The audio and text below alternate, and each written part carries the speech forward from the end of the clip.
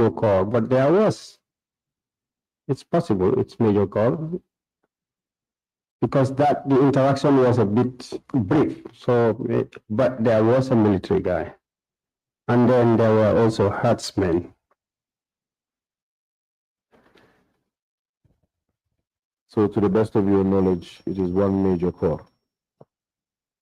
Yeah, I remember meeting Major Call in one of the sites. So it could be. But there was a military guy, and then there were some herdsmen. Could we get a definite answer from you? Would that be a major call for Farato, or you're not sure? No, I'm not sure. But what is clear from the record is that both in Kanilai and Farato, the exercise of tagging and valuation was successfully done. Exactly. The issue came with the exercise in Banjulindi. Yes.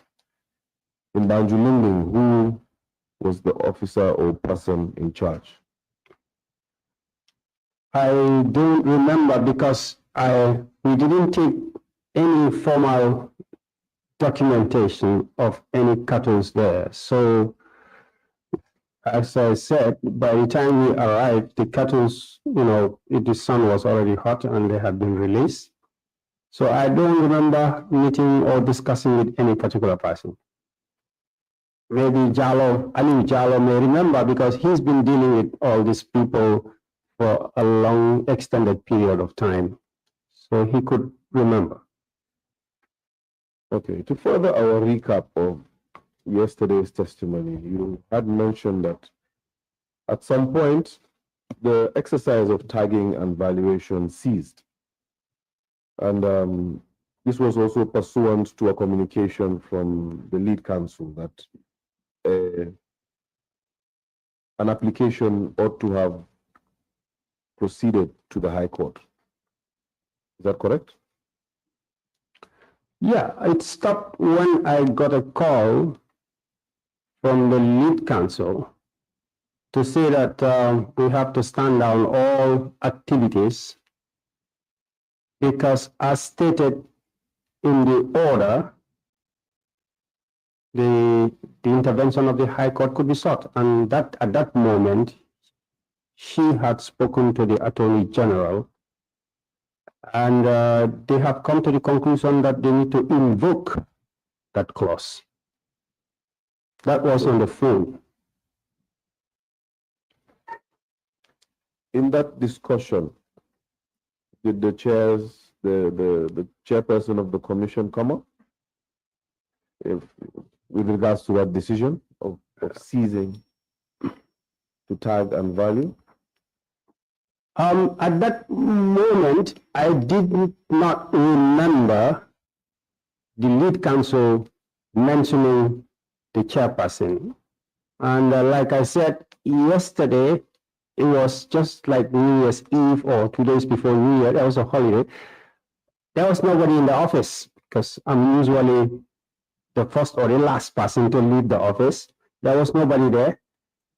And everybody had gone on holiday. So like I said, when the lead counsel told me on the phone, yes, we automatically stand down. I told everybody that everything is coming to a stop until we hear from the authorities. So basically what happened was a series of emails I showed you yesterday came during that New Year's holiday. And eventually, at a day after New Year's, I think on the first working day after New Year's, after we went to office, because the office didn't open, maybe a few days after New Year, then I saw the emails. I cannot say the chairman, what I assume is that the other two councils the other two commissioners were in copy of the emails, which is Abiose and Sen. And I assume also, we had always had discussions, and Surahata, the chairperson, had always emphasized that the commission is makes decisions on a democratic basis, meaning that at any point, if two of the three agree on any matter, that matter is decided in favor of the two. That's what I have always got from the chairperson. So the two commissioners were in copy of the emails. When we went back on break and I checked my emails, I saw the emails and I saw the order also from the High Court. And I also saw the instruction. And then I submitted the report that we had done, and when you speak of the emails, you mean AMK 11? Yes. The emails that you submitted yesterday? Yes. From AMK 11, it's evident that the Attorney General was copied as part of those emails. Yes. He was a recipient of the messages. Sure. Was it a normal practice for the Commission to discuss its decisions or its next steps with the Attorney General? No. I think, yes, 2 days ago, the chairperson told you that the Commission does not take, the Commission is completely independent. And yeah, to some extent, except when we come to other cases, I would agree with that assertion. I am equally surprised of the nature of the communication, because what I would have thought was the lead counsel would have, discussed with the chairperson or the other commissioners. And when they reach an agreement, just like even if it's a verbal application, because yesterday I mentioned here about applications before orders, then the commissioners would have agreed with her that the matter be forwarded to the High Court. And the communication that I would have preferred was, yes, I have spoken to the chairperson or the commissioners, and we have agreed to forward the matter to the High Court. But nevertheless, I still accepted when she said, I've discussed with the AG and we are forwarding the matter to the High Court. Just before I move on from this point, your understanding of the organogram of the Commission, did it include the AG? No. I understand that the commissioners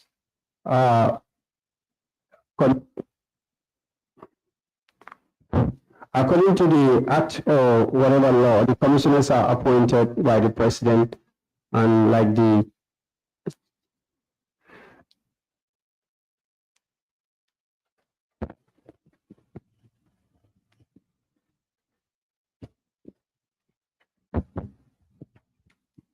yeah, my understanding is that, as the chairperson stated here, that commissioners are independent and appointed by the president and should report to the president at the end of the process. The lead counsel, on the other hand, appointed by the Attorney General, but that does not, from my understanding of the discussions and what has happened, does not mean that on matters relating to the commission, lead counsel reports to the AG. I think the lead counsel reports to the commission as far as matters relating to the commission are concerned. Thank you. So, just to put it simply, the AG is not part of the organogram of the commission. No, as far as I know. And from the picture you painted yesterday, with words, of course, you have the commissioners at the top, and then you have a dual arrow where you have on the one side the legal and investigative team, and on the other side you have the secretariat. Is that right? Yeah, because the chairperson had always told me that the commission is a group of, 5 people. The commissioners, the secretariat, and the council. That's what he refers to as the commission. So the secretariat, I report to the chairperson directly, and the council is also, I believe, an advisor and reports to the commission on matters relating to the commission. Thank you. So, again, just to narrow it down, you do not report to lead counsel in any way. No. You do not take direction rather, from lead counsel. Well, unless maybe when the chairman asks me or the commissioner asks me to do so. Of course. Yeah. In this particular instance, we have established that the commissioners did not ask you to cease from tagging and valuation. We're not going into the propriety of it, just what happened. Is it the commissioners who asked you to stop, or was it lead counsel who asked you to stop? And was that ordinary in your normal course of things? I think it's the lead counsel that asked me to cease, both on the phone and also on email subsequently. I don't see that as the normal channel of conveying a decision to me as the secretary. But under the circumstances, I accepted because I do not want to be the reason for any jeopardy that may eventually come. And in fact, just to aid that line of thinking, when we look at the emails, AMK 11, it comes across as lead counsel advising to put sanity in the procedures of tagging and valuation as per the dictates of the court. Wasn't that so? So again, can you reference the particular? You have mentioned just right now that you took the directive from lead counsel. Yeah. In very peculiar circumstances. Yeah. Because you believed that the circumstances were indeed strange. However, you did not want to be the reason for any anomaly. Yeah. And I am suggesting that the email conversation, in fact, would further explain that to say lead counsel was advising you to stop, or rather directing you to stop, to safeguard the sanity of the process or the transparency of the process, because the High Court had ordered for that exercise to be done by the sheriff and Gilmer. No, I think the logical sequence of your statement is in question. Because, enlighten us. Yeah. It said because the High Court has authorized the sheriff, and the action of the lead counsel is not because the High Court has authorized the sheriff. In fact, it is the action of the lead counsel that led to the High Court authorizing the sheriff. I don't know if you get what I've said. So what you're saying is that the commission made an order and that order was disregarded, because the commission's order was for the High Court to validate its order, as per your testimony yesterday. No, this clause says the commission may sought leave of the High Court if it deems necessary. Should we revisit the clause? Yes.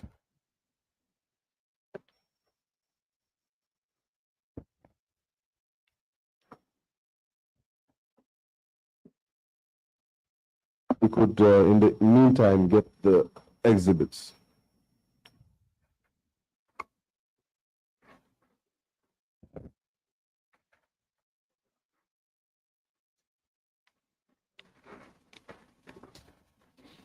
In the meantime, Mr. Kuram, Yes.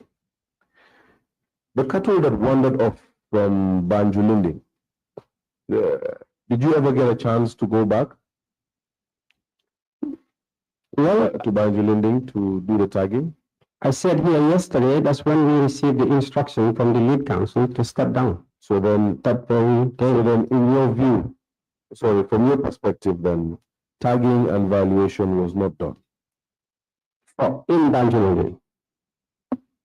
of cattle. Yeah, it wasn't done by me and my team. I'm not sure if anybody else did it later. But you can confirm that in Kanilai and in Barato it was done. Yes, I can confirm that. A complete tagging and valuation. Yes. Thank you. While we get the records for you, we will definitely revisit the interim order. Sure. We would also ask that perhaps not on the spot, but once you've retreated back, you can list down all the names of the persons you remember being involved in that process of tagging.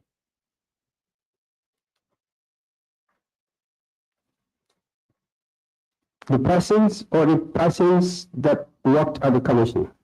The persons in general, both that worked at the commission and from other institutions. You had made note of different institutions, but we'd like to know the specific persons. Okay.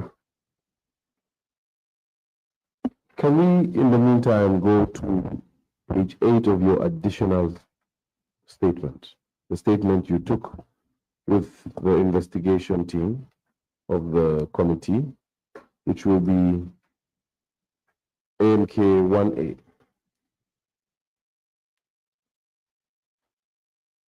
Page 8.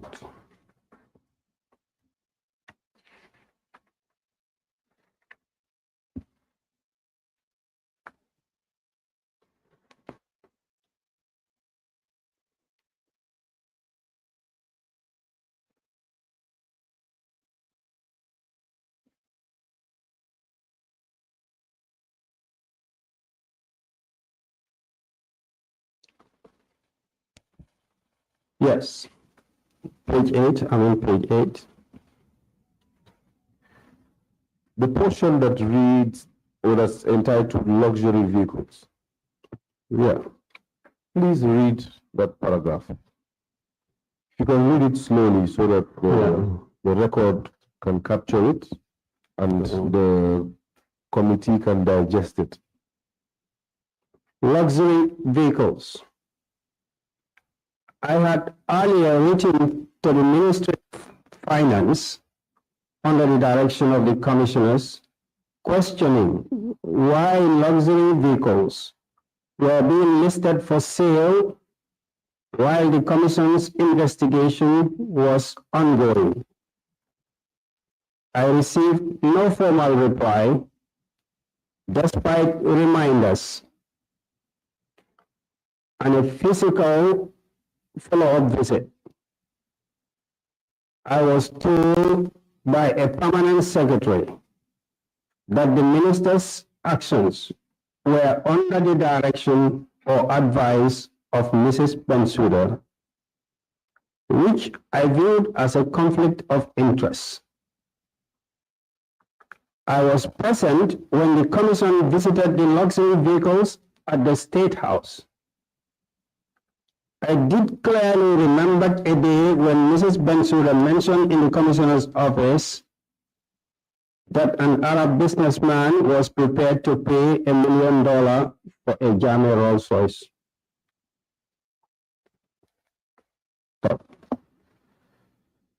Thank you, Mr. Kurang. Would you, before I zero into my concerns, would you like to explain this paragraph and just shed light for the purposes of the committee? Yeah, there was a time when the commission came across an advertisement in the papers or in the media showing that some luxury vehicles belonging to the ex-president are available for sale. The commission was surprised as by those vehicles that were considered to be under investigation were being put forward for sale by the Ministry of Finance. This was in the papers. So when the commissioners discussed it, they asked me or tasked me to write to the Ministry of Finance to find out why those luxury vehicles were still or were being put forward for sale.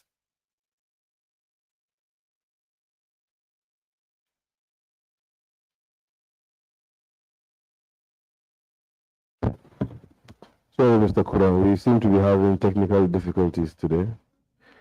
We'll sort that out and resume. Yes, so I said the commission came across that order and then wanted to know why the ministry was trying to sell the vehicles. So the commissioners asked me to draft a letter to the ministry and ask for the reason.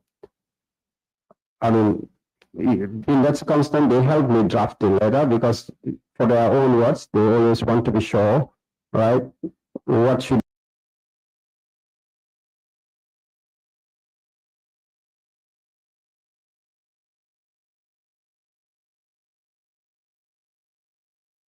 be in a letter. And we sent the letter to the ministry. I can't remember whether it was initially signed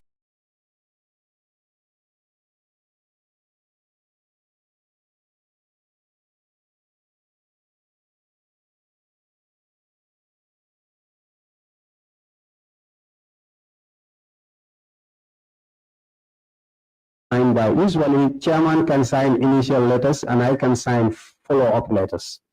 But I don't remember, but I took the letter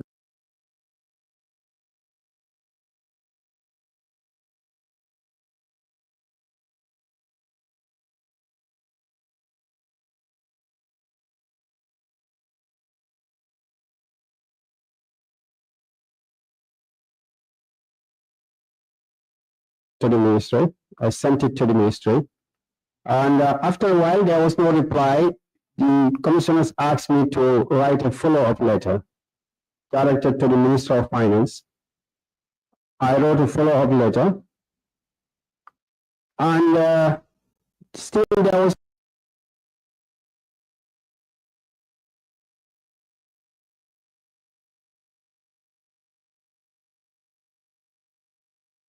no reply. So after a while again, the chairperson instructed me, to go.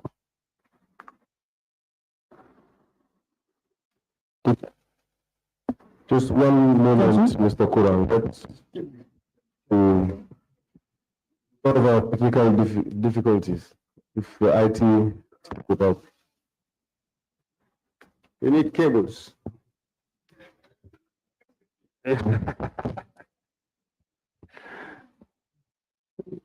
Wireless. Okay. Yes, so the chairperson asked me to write the follow-up letter. I wrote the follow-up letter, and when there was no reply after a while, maybe a week or two, then the chairperson asked me to go to the ministry, personally to follow up the letters why there is no reply. So that's when I went to the ministry. When I went there, I wanted to see the minister, but they told me the minister had traveled out of town. So I met the permanent secretary. He was one Mr. Lamin Kamara, if I could remember. And I explained to him the purpose of my visit. And he admitted to seeing the letter at that moment. And I asked him, he's still waiting for a reply. And he said that it's only the minister that can respond to that letter because the instructions about the sale at that time was coming from the minister. So I tried to engage him and ask him as to why the minister would instruct that, or why the ministry will instruct the sale. And he told me, as the permanent secretary, he never instructed anybody to sell any vehicle.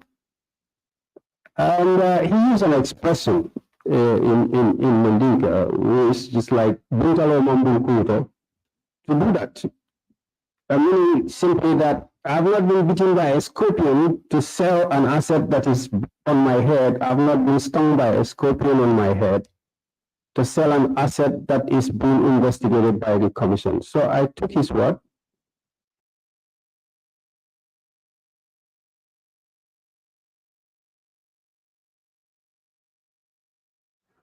Before we proceed, can you decode, the literal interpretation sometimes does not do justice to the phrase. Can you decode that phrase for us, your understanding? Yeah, my understanding of that is when you're stung by a scorpion, you go temporarily mad, crazy. So you can do anything for that few seconds. So much particularly if you are stung on the head, you go crazy. So when people say, I've not been stung by a scorpion on my head, it means I've not gone insane. I am not mad or I've not gone crazy. So that's what he's saying. He's not crazy to sell something that is under investigation. But he told me that at that moment, any advice that the minister was getting about whether to proceed with the sales of the luxury vehicle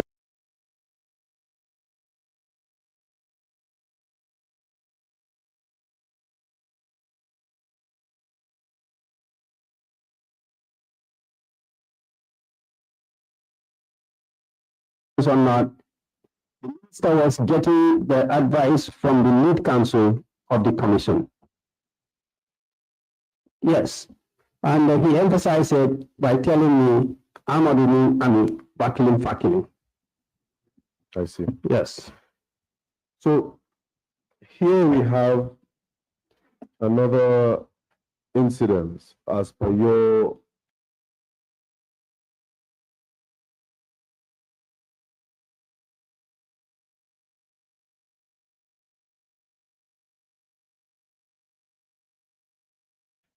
testimony or your account of lead counsel speaking to members of the executive. Or rather, if I can put it on the flip side, here we have another instance where officials in the executive are interfering, if I may use the word loosely,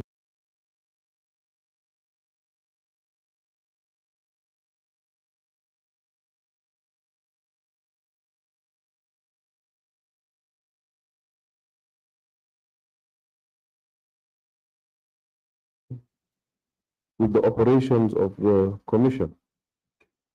Is that your view? Yes, that is. And just to be clear, these assets, the vehicles, they were part of the subject matter of the commission. Yes? Yes, the commission visited the vehicles at the State House, watched them, and we took notes. So all vehicles that used to be owned by Janneh were technically part of the commission's investigations. And this investigation, of course, I do understand that you were the secretary and not part of the investigations team, but could you comment on whether this investigation, to a large extent, separated between assets that were state-owned and assets that were personal to the former president? Yeah, I believe at some point they would have to do that. And they would have to be constantly watching out for that, because we know that not every vehicle that the ex-president used was eventually frozen or taken over by the commission. There were some that were still in use by the government at the time. So I believe the investigators and the council would make distinctions. And of course, indeed, the government did own certain vehicles. I mean, Gambia was not a destitute state. We did own at least some vehicles. They didn't all belong to Janneh, did they? Sure. And if at all they belonged to the Gambia, then the ministry would be in line in disposing them as they please, if at all they did. If at all they did. And that means, yeah, same as the planes. Do you agree? I agree that, government departments may have powers to dispose, but I also know that the reason why the commission visited the State House to look at those vehicles and be informed about them has a reason. And that is where I'm getting to. Yes.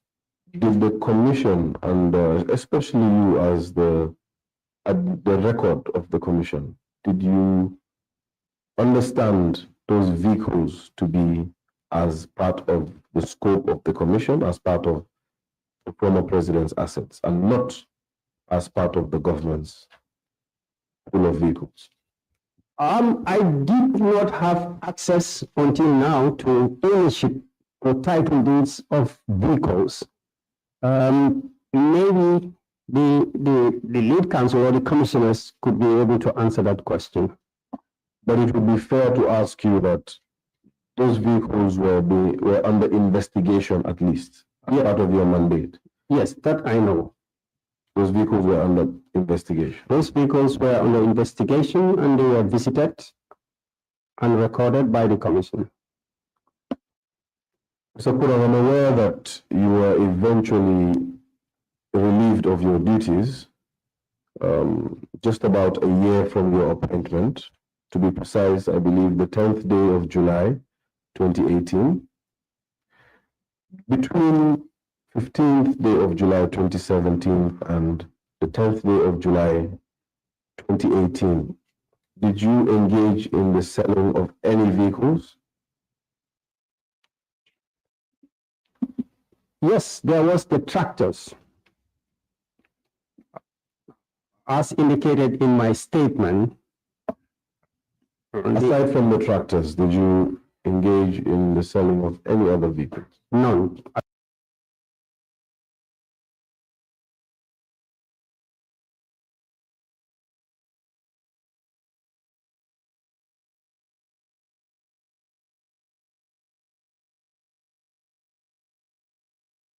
At all. And before we go to the tractors, did you get interests for the purchase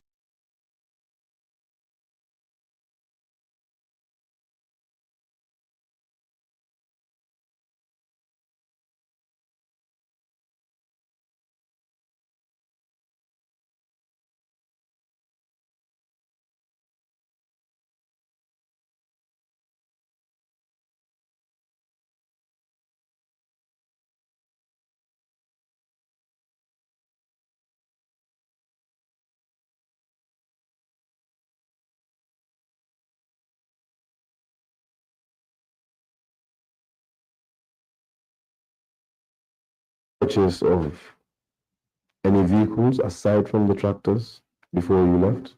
What kind of interest you mean?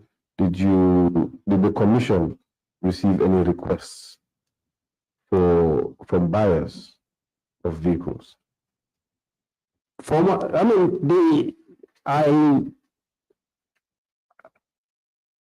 know I said in my statement that the commission have received letters for expression of interest of people, for example, for the aeroplanes. What I understand with all vehicles is that eventually they will be disposed of, if they are to be disposed, by an auction, not by invitations to buy.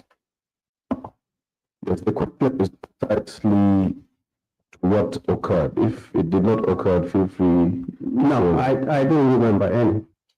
Thank you. So just to be clear, the Arab businessman you allude to who was prepared to put $1 million in our coffers did not appear.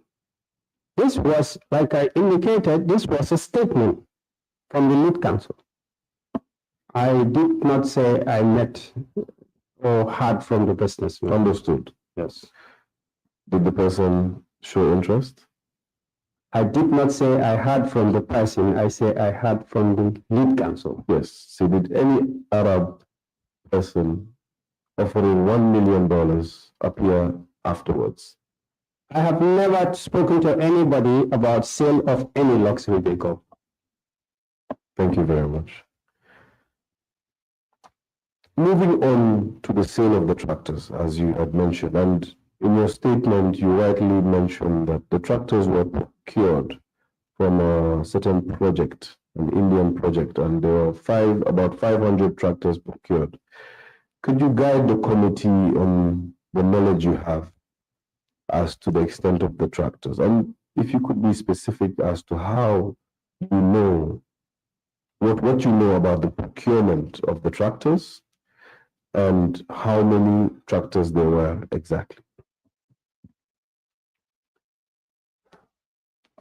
Yeah, I mean, like I stated, the tractors actually was, from what I know, an agreement between the government of India and the Gambia government, whereby, as a result of testimonies before the commission, the testimonies that were made before the commission indicated that it was a total amount of $6 million, if I could remember.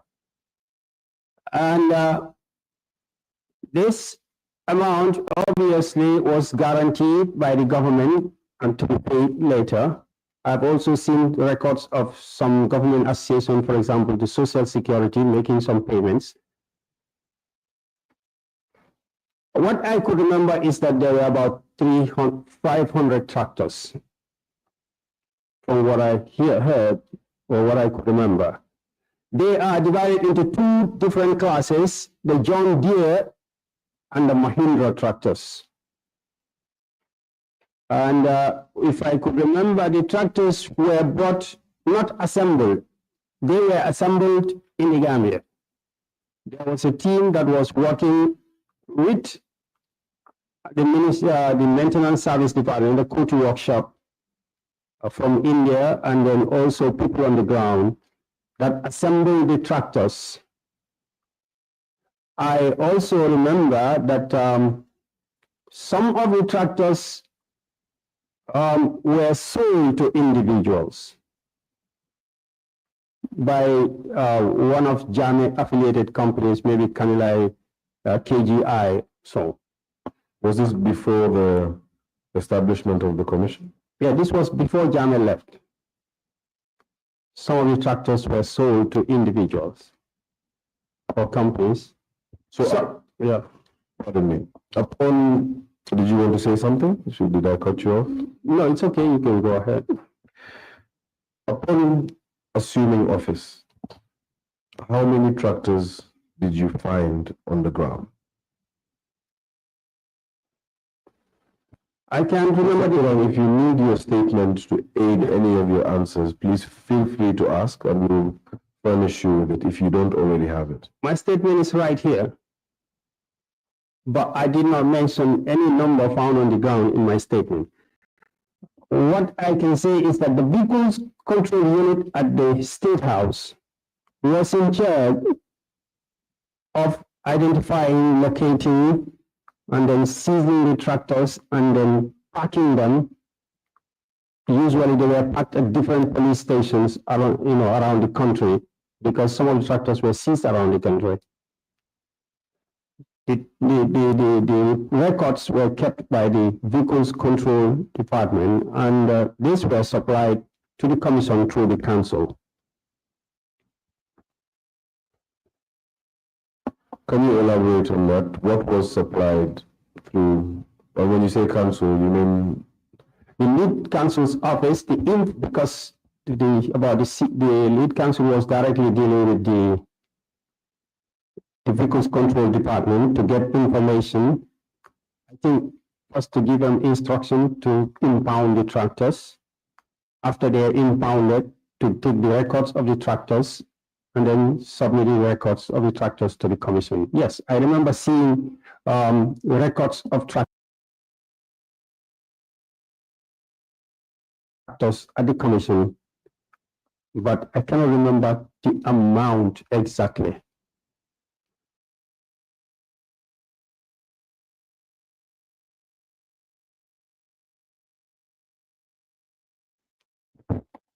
It is true that the commission eventually underwent a tour, so to speak, to identify the locations where tractors were parked. Yes,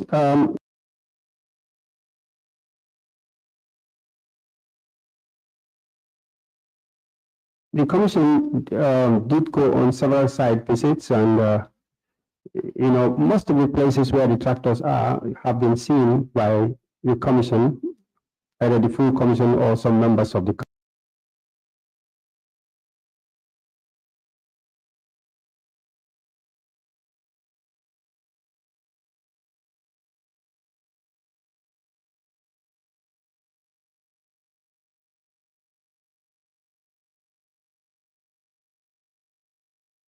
commission.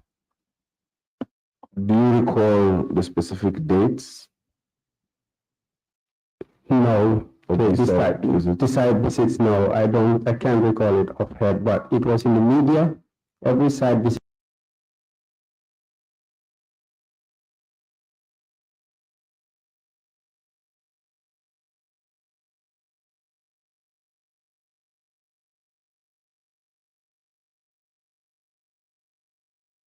Of the commission is documented in the media.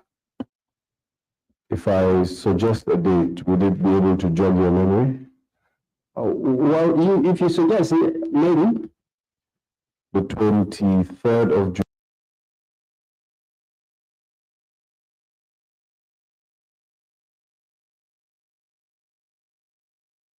July 2018. Sorry, of June 2018. 23rd of June. That would be one of the 23rd of June. That was just before I left, isn't it? Yes. Yeah, I mean, that would be the visit, yeah. I'll be part of that visit to locate the tractor.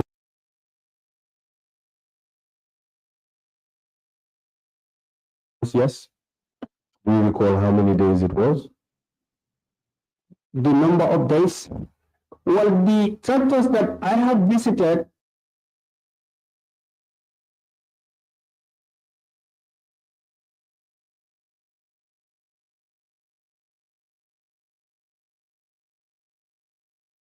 were only in the West Coast region and the KMC region.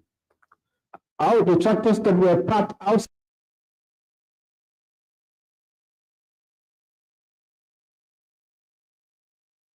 KMC and West Coast region, I think obviously before I could visit them, I left the commission. So how many tractors in total did you visit?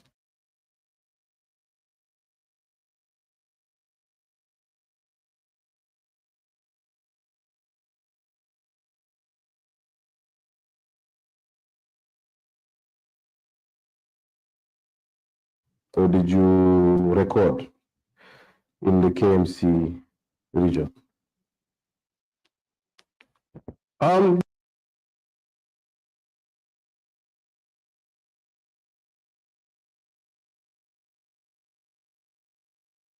The KMC region, the tractors that I could remember, there was Kotu workshop, only Kotu workshop in KMC, and then there was Banjumindi, then there was Brikama, and then there was Briam,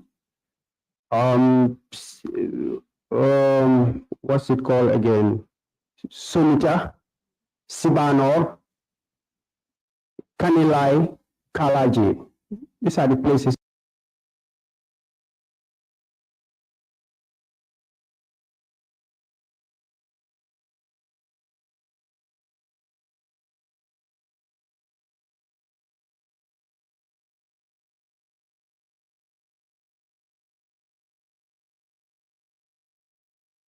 with police stations.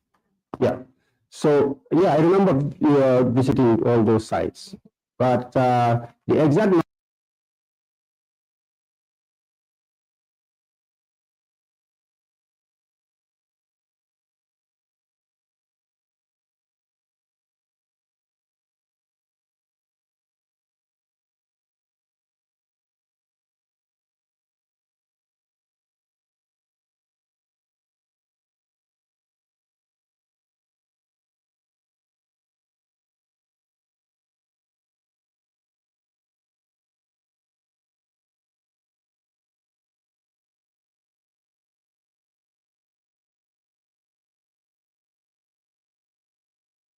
number should be on the records or in the file. Which records are you referring to? The commission's records or your Yes, records? the commission's records.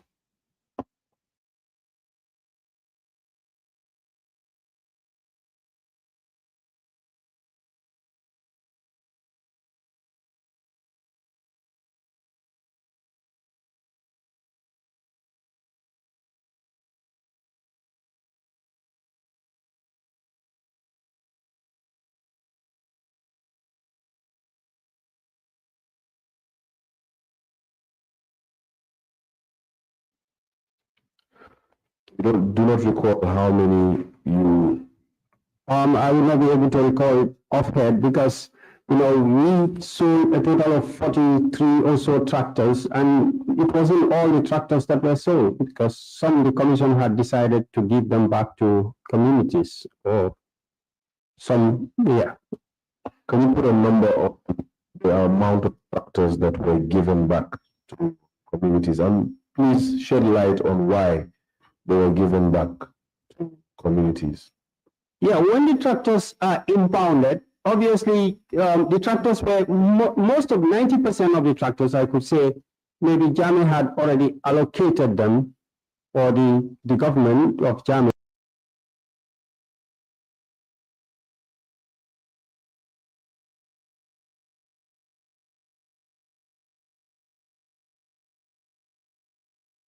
They had allocated them to either individuals or communities, or some people came and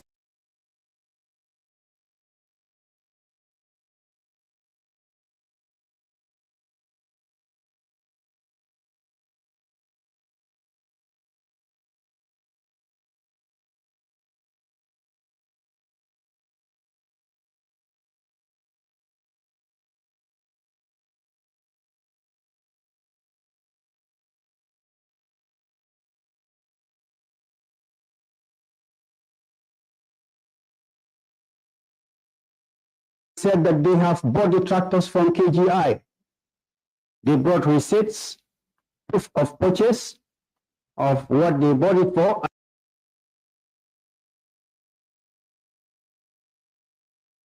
And when they bring it to the secretariat. When they bring it to the secretariat, I would make notes and send it to the council, advise the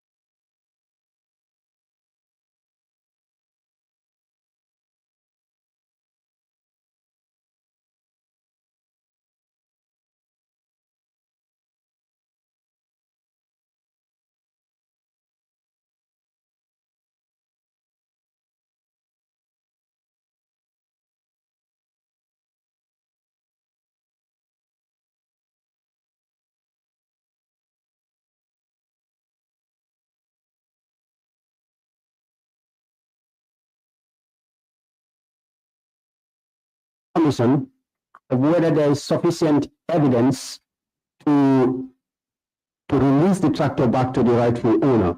That happened in a few cases, maybe less than 10.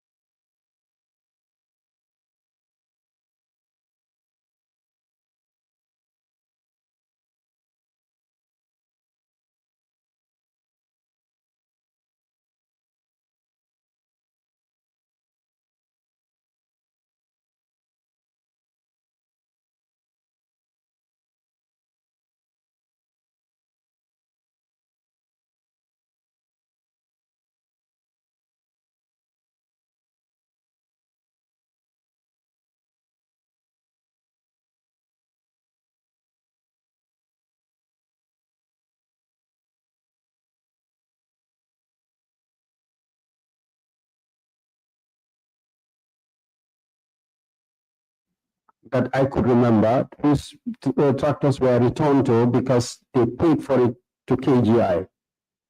And then, as far as I know,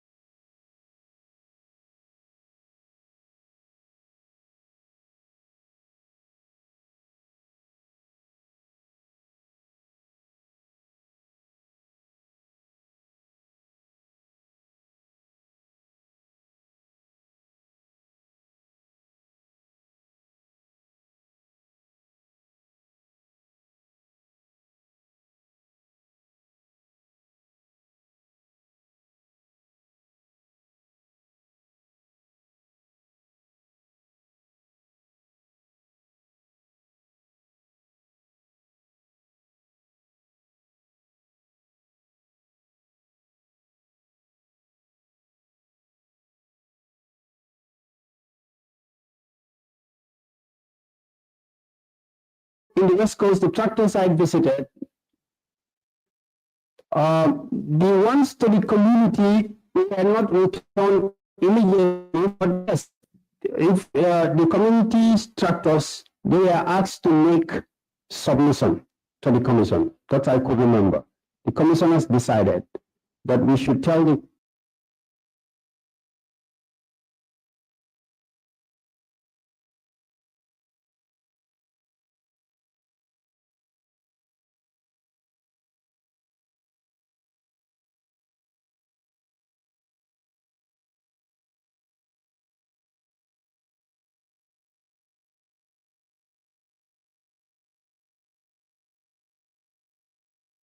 communities, if they come, or the police or the political controls units, when they communicate with the communities where they seize it from, and it was used as a community property, they should make a presentation to show proof that they have been using the tractor for community purposes and truly for community purposes.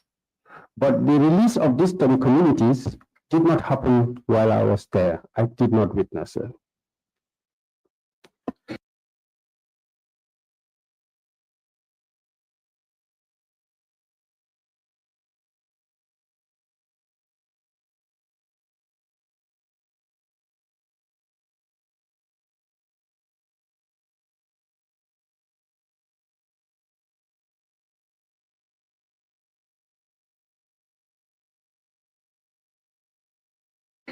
Let's focus on what you in fact witnessed or partook in.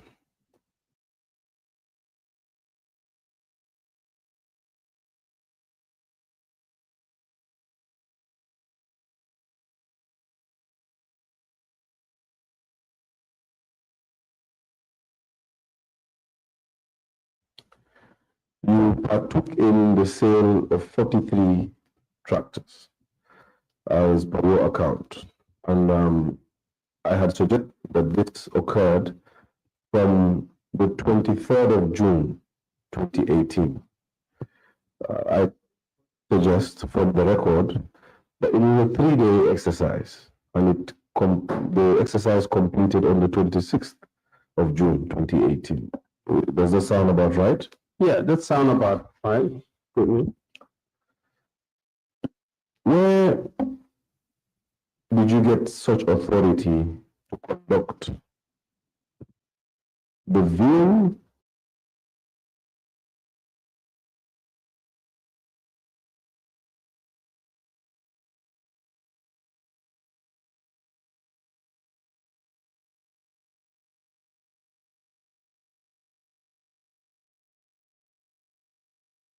and the sales? Were you instructed by someone? And who is that person? Yes, the commission issued an order to that effect for the tractors to be valued and put up for sale. At this point, I would now refer to the interim order that we looked at yesterday with regards to the cattle. And perhaps I would ask you to read the last line of the order.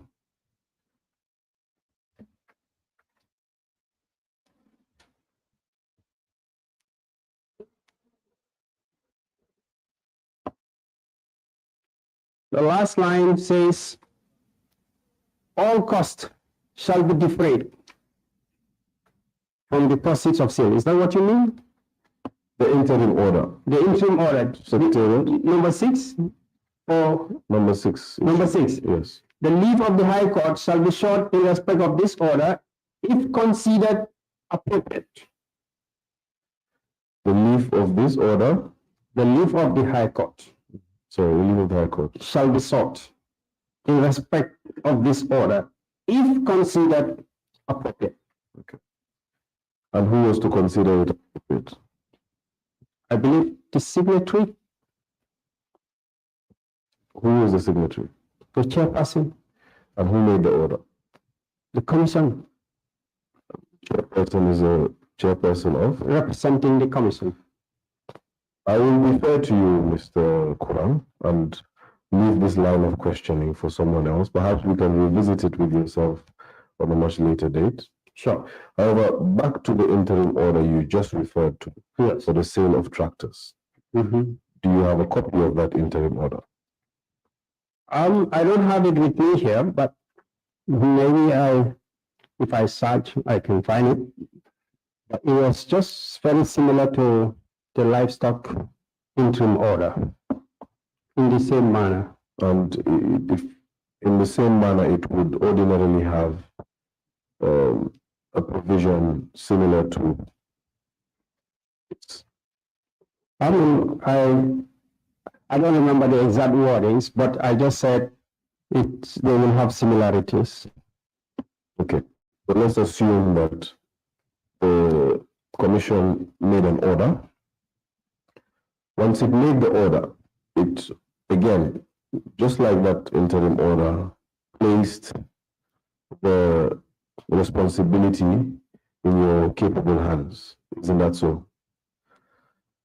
Yeah. Who was responsible for valuing, attaching value to the tractors? The tractor valuation was done by, if I could remember, one Mr. Njai, who was, if I remember well, he was a witness to the commission, and he was a witness in relation to the maintenance service department, which is commonly known as the coaching workshop. And if my memory serves me, he was one time the manager or managing director of the coaching workshop. And if I could remember, he was testifying in relation to the arrival and the assembling of the tractors. So he was the valuer. When you say Mr. Njai, do you recall first name? I don't remember the first name. Did Mr. Njai value the properties in his personal capacity or as the head of the MSA? No, I think at the time of valuing the tractors or the vehicles, Mr. Njai was not the head of the maintenance service. I believe he was retired.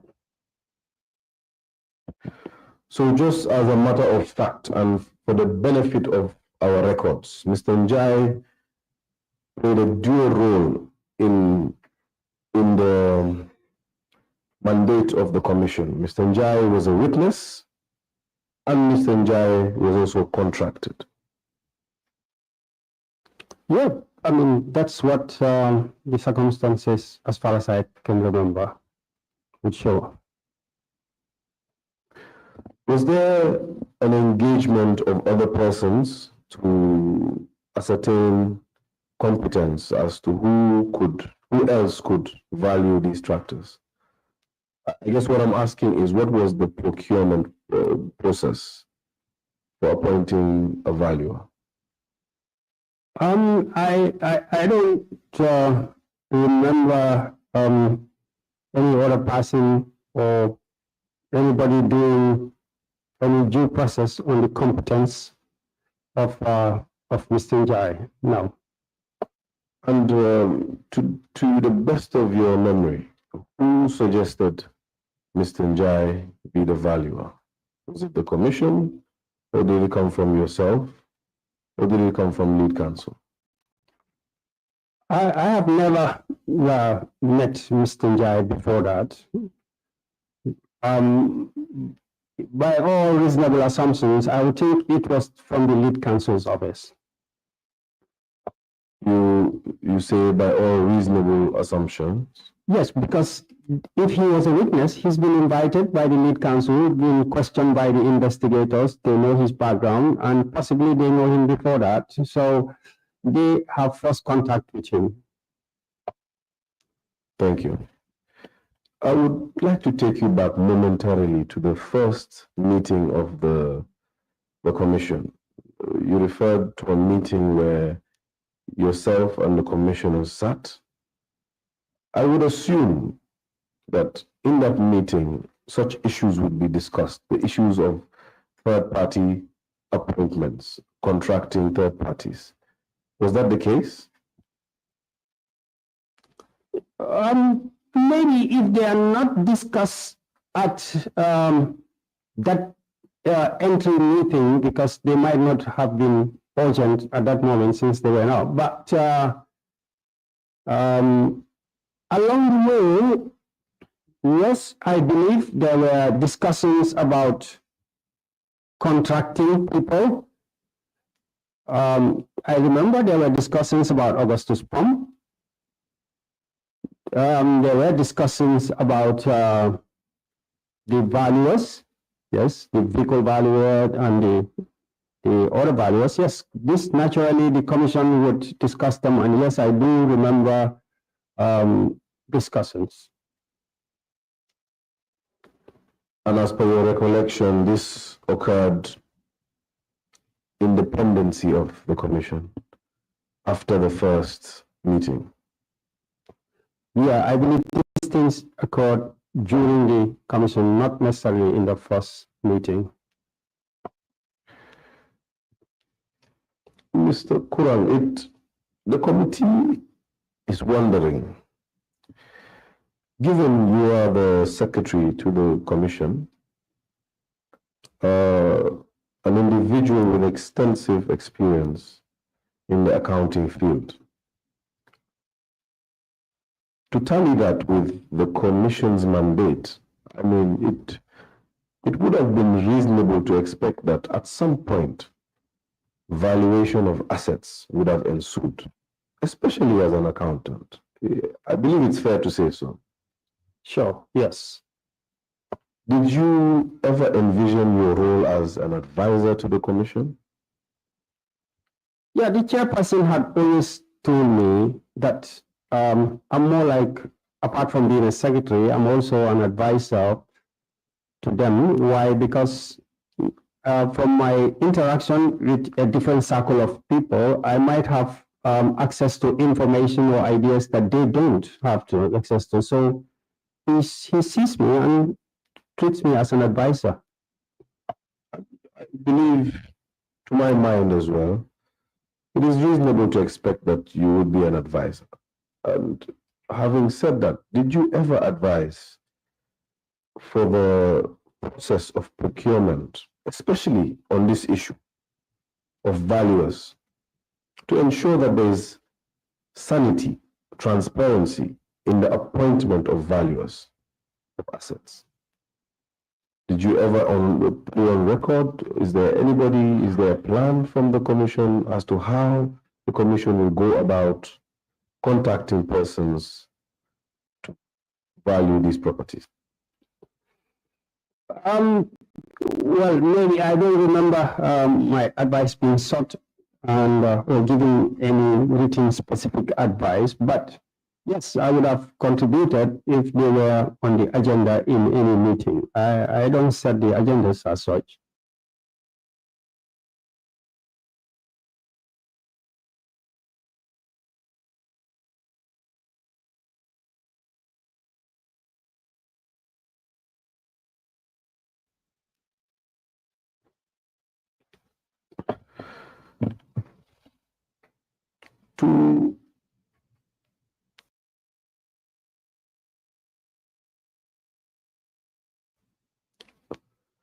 To borrow from your words yesterday,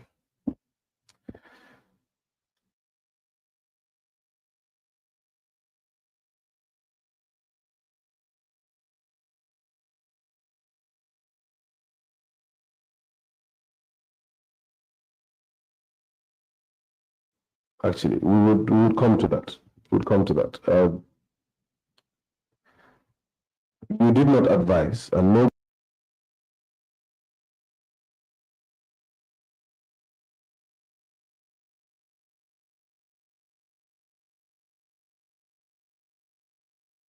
nobody discussed the issue of procurement. Is that correct?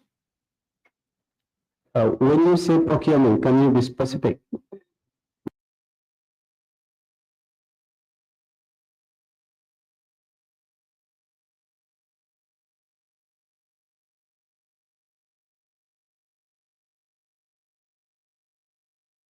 When it came to, perhaps procurement is the wrong word, when it came to appointment of contractors, of third parties, was that discussed?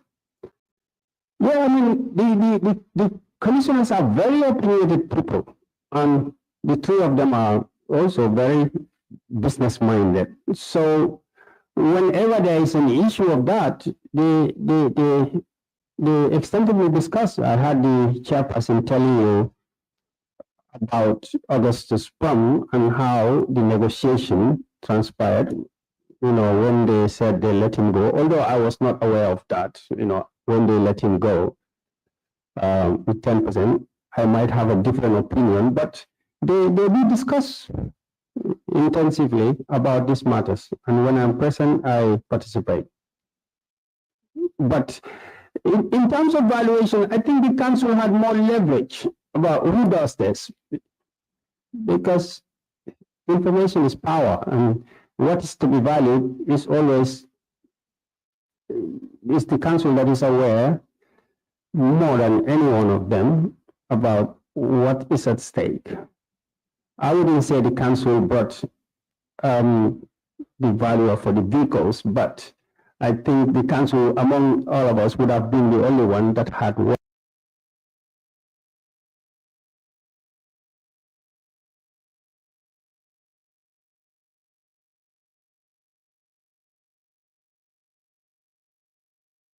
with or known the valuer, you know, for the vehicles.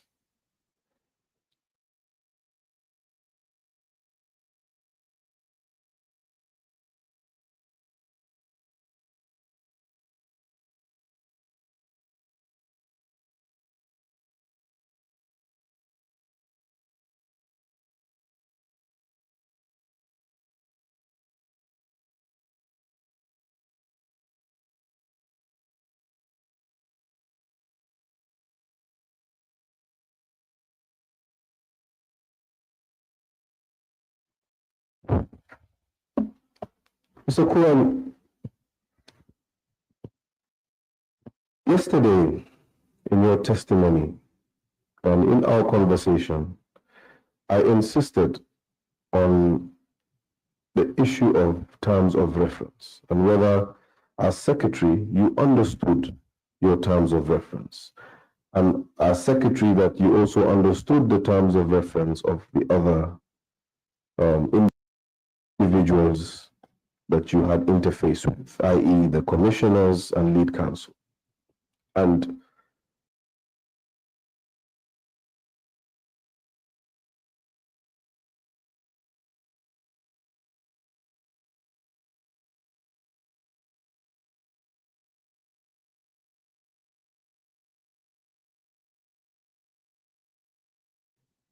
to the mind of the committee, it is important that the roles are designated in such a way that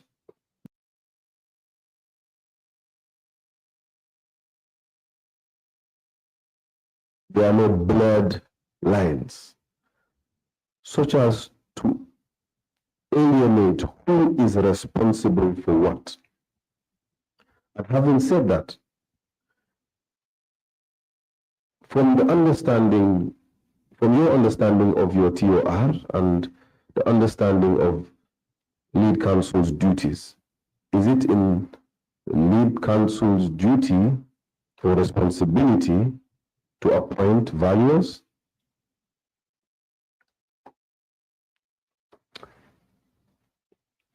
Valuers would have to be, or whatever decisions will have to be signed off by the commissioners.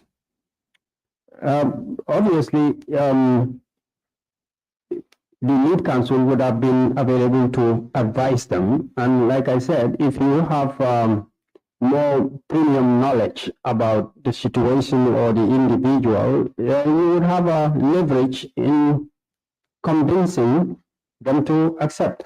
I don't see anywhere where it's mentioned specifically that the secretary is responsible for that process, but you could see in the order where it says the secretary to the commission shall, in consultation with the council assisting the commission, take charge of and supervise the process. So, I mean, and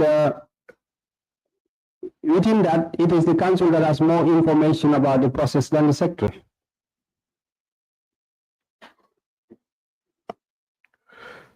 Thank you.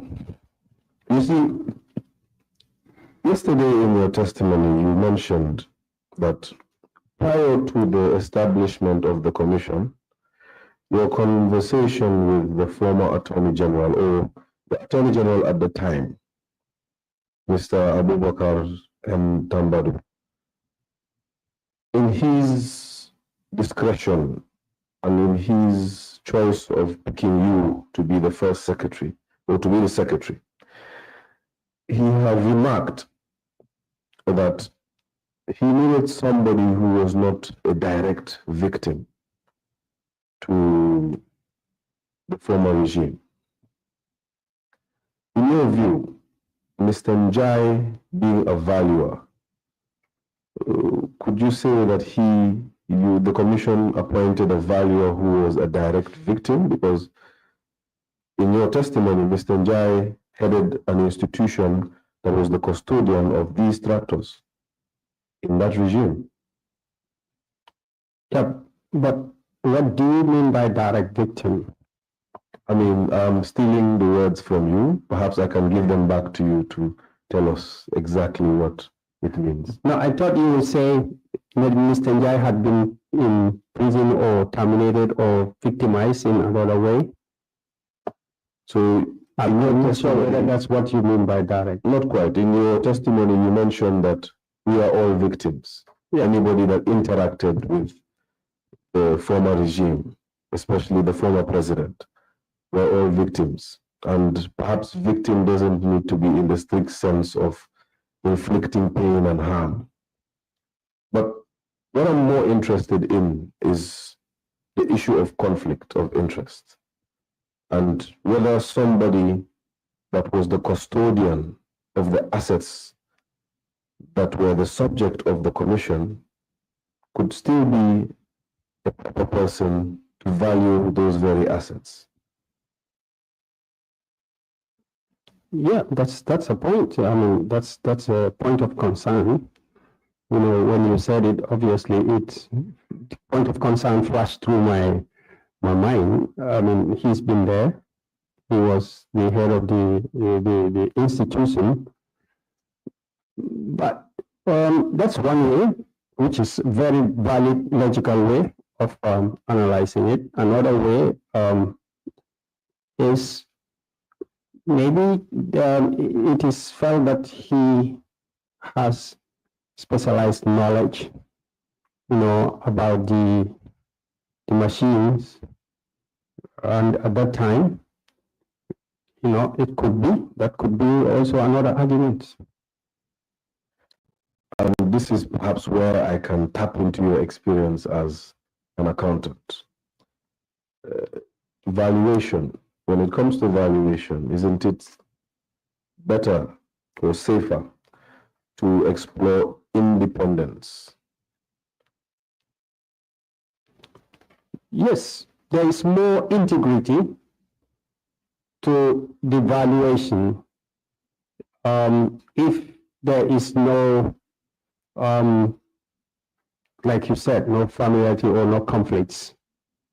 And I'm elated that you actually used the word integrity, since this was a commission set up under the whole scheme of the transitional justice process. And of course, I'm sure during your orientation, or any orientation you might have had with the government, it would have been communicated that transparency is an objective, that the people of the Gambia should know what and every step the commission took, at least reasonably. Yes, I completely agree with you that that's the case, yes. Okay, let's leave this point for now. We could visit it later. The tractors.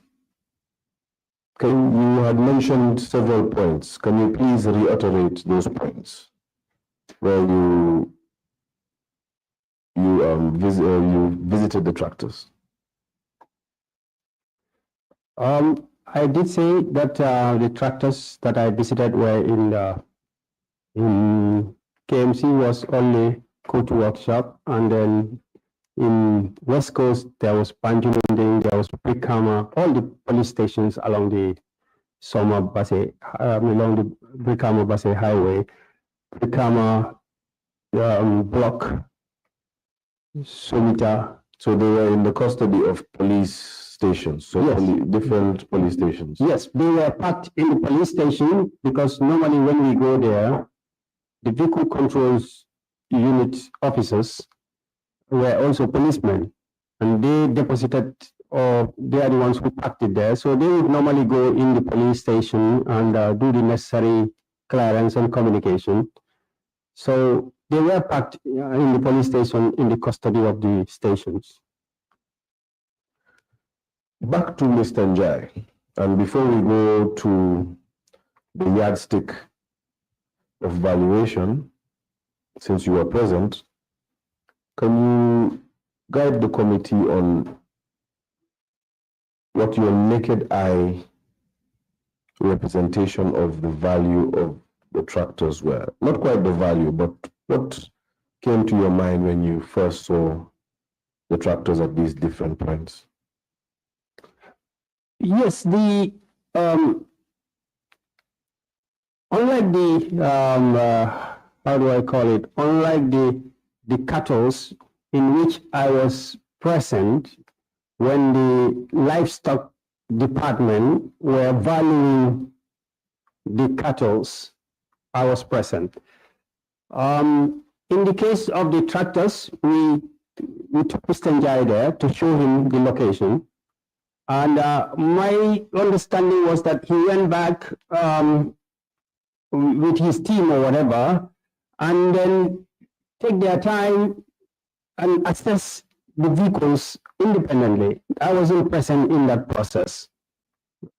So they did that and submitted a report to the commission. Were you privy to that report?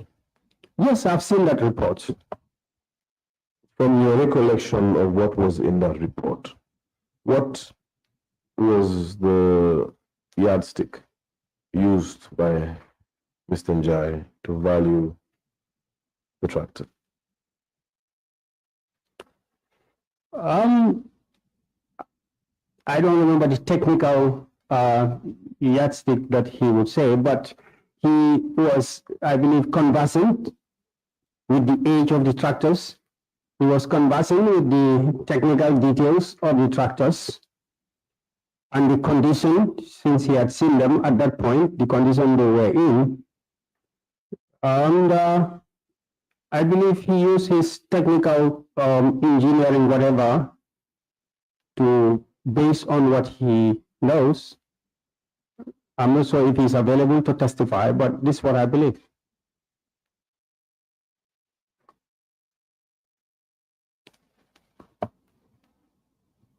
Can you take us through the values that Mr. Njai attached to these tractors?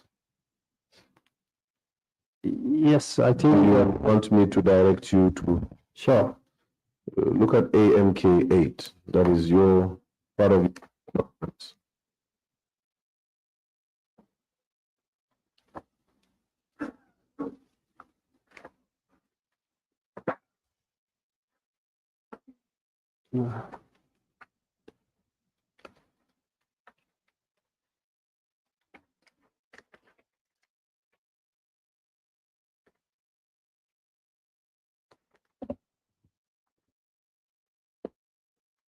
Yes, I have the report with me.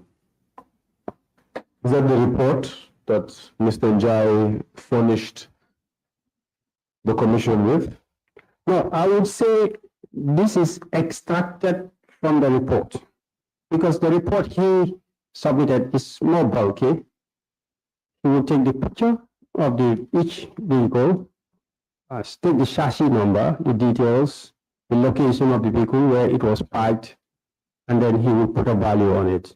So, or a reserve price on it. We only extracted the reserve price for those ones that we reported here. So this is just one component we picked from his report. This is not his report. Okay. Can you? This is then the commission's extract of his report. His report, yes. Can you take us through, for the record, what is entailed in this extract? In this extract, we have here about 43 to 44 items of tractors, and you know, they were parked in the Banjulunin police station, Brikama Police, Sibanor Police, Briam, Somita, Sukuta, Sibanor, Kanilai, and Kotu Workshop.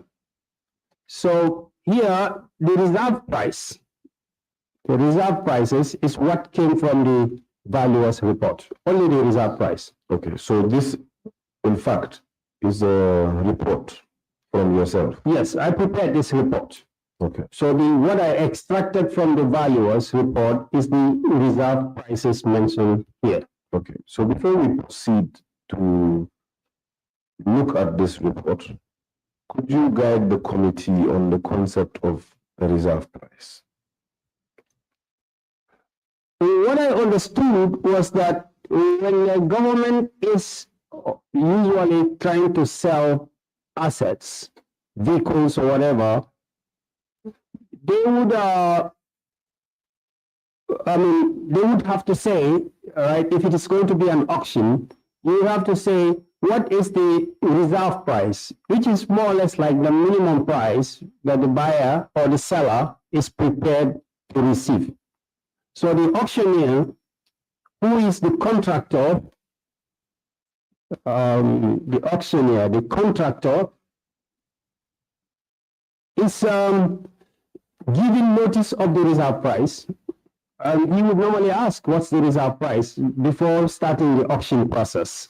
And when the reserve price is given, then the auction process will take place. So it's usually a statement of the minimum price that reasonably could be derived from selling an asset. And of course, Mr. Kwang, before we also go back and look at this report, the sales you had mentioned were initiated by an order of the commission. And now, although the committee doesn't have the benefit of that order, not from any of your submissions anyway,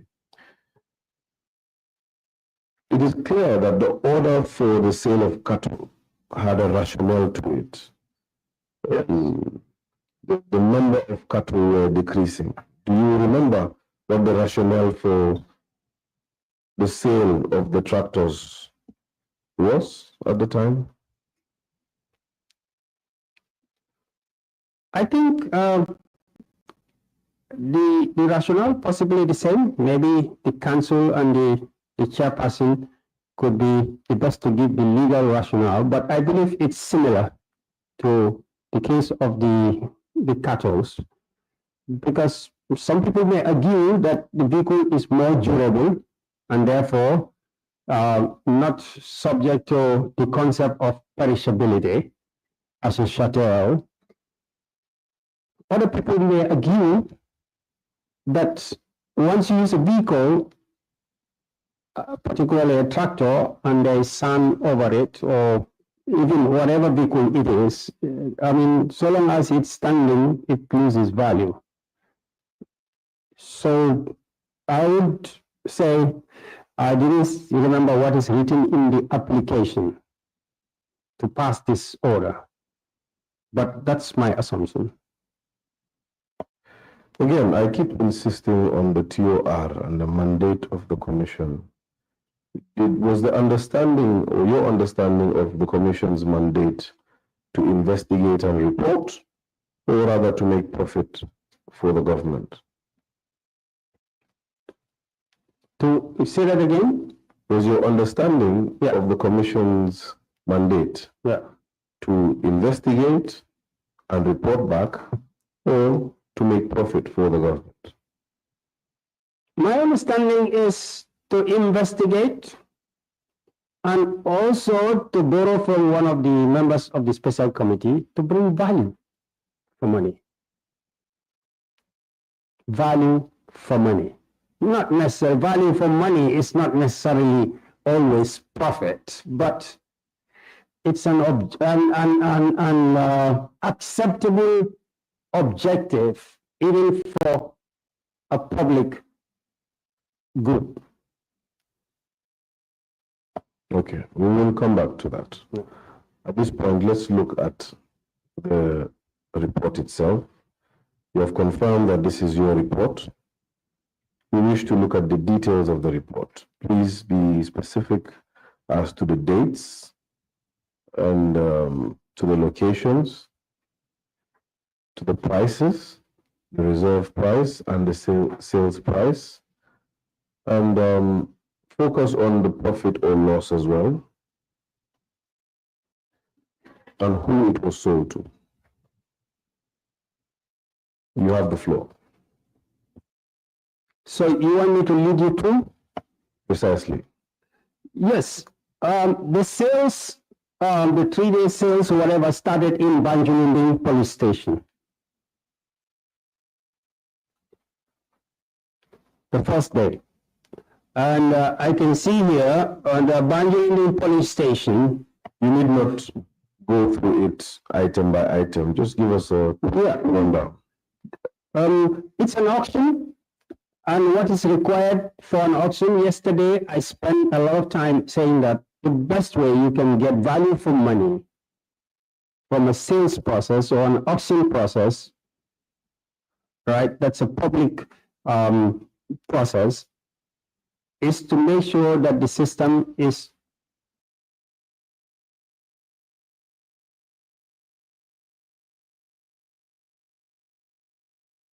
transparent and due process is done. So there were announcements, radios, televisions to tell people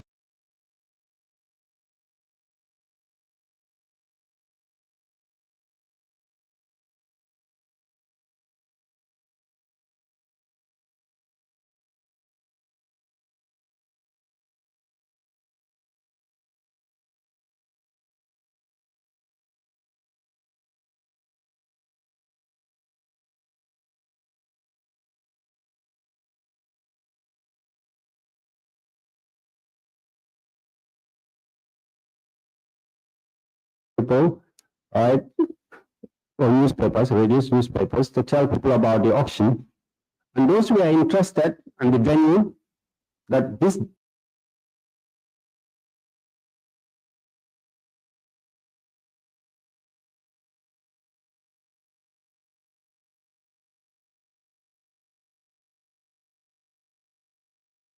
date, it was in Banjulu on the 23rd of June, and people gathered at the police station. There was an auctioneer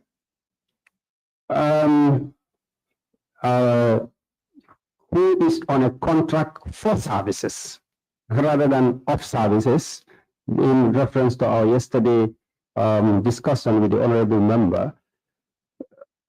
He was the auctioneer and he was leading the process. You know, when people gather at the time is given on the newspaper or the radio, and when that time reach, the auction starts. And once the bell is rung, the interested buyers started bidding. So that there were about 5 tractors that were sold in Banjulu. Not everything there was sold, because I was told at that moment that some of the tractors were identified as community tractors, not individuals. So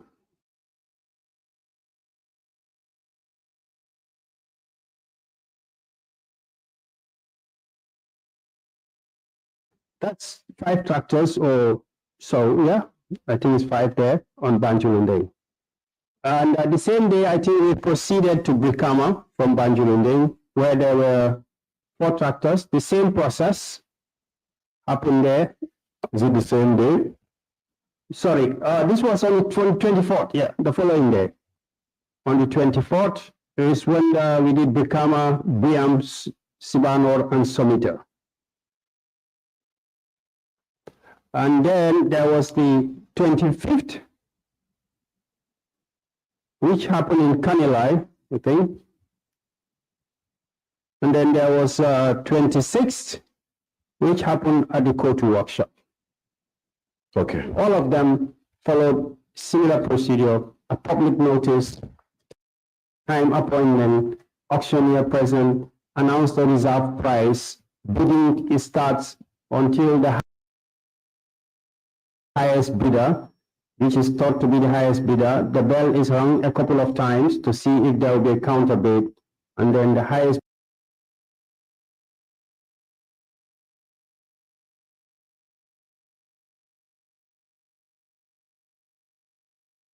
bidder, right, takes the item. So as you were speaking, it's clear that the sales were conducted through auction. Yes.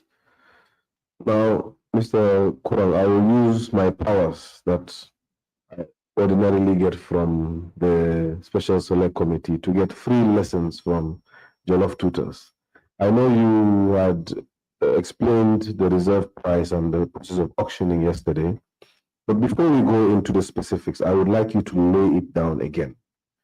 Talk about the reserve price and talk about the rationale of the reserve price. Why is there a reserve price? And talk about what ensues normally in an auction once there is a reserve price. Those specifics. Yeah, like I said, a reserve price is a guide for the sales process. So a reserve price usually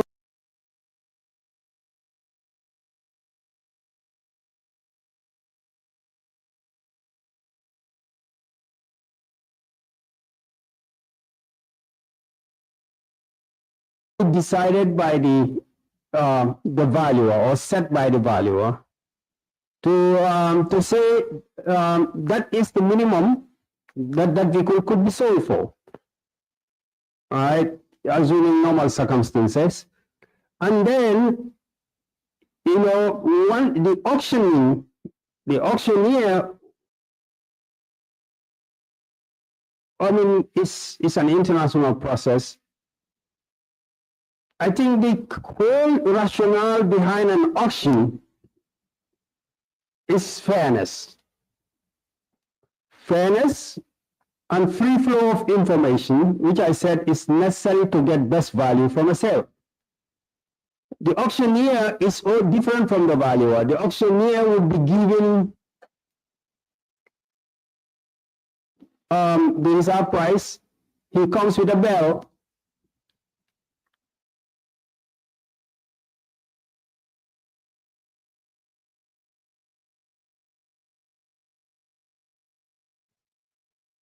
And when he rings the bell, buyers or interested buyers who have been publicly informed to the media and present would start making bids.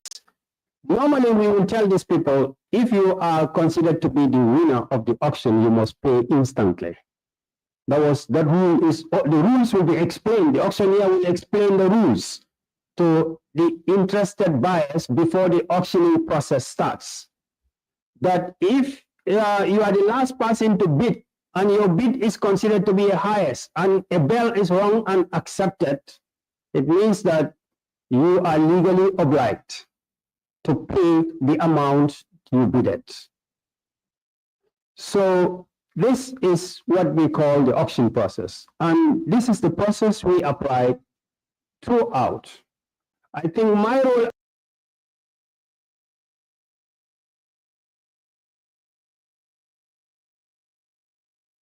at that moment, one of my roles there would be the oversight to see that the auctioneer does his job and does it in the best interest of the taxpayer. So, just to be clear, you were not the auctioneer at the time. No. And you just mentioned that your role was to supervise. One of my roles was to supervise. What other roles did you play? Yeah, I'm the person in charge of I'm the person who has been mandated by the commission to lead the process. So basically, if a government is selling a vehicle, the government is the owner of the vehicle, and the government have to make sure that whoever is it, the valuer or the auctioneer that is doing that process, does it according to the basic rules of auctioneering. So my job, I was representing the commission, which is representing the taxpayer, and my job there is also to represent the principal of the process. So I would like you to describe it as animated as possible so that the committee can have a visual representation of what occurred. Now, the committee's idea of an auction is a gentleman, usually. I don't think I've ever seen a lady auctioneer. But usually,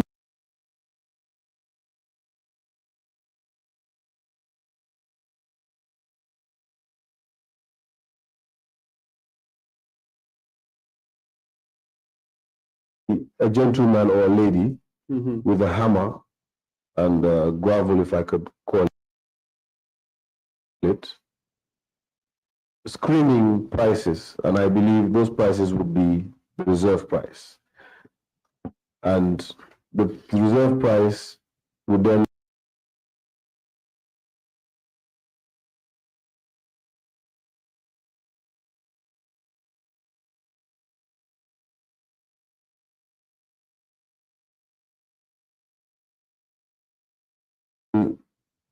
invite for several other prices from the gallery, and then it would go up and go up and go up.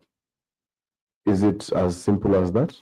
Yeah, I mean, the auctioneer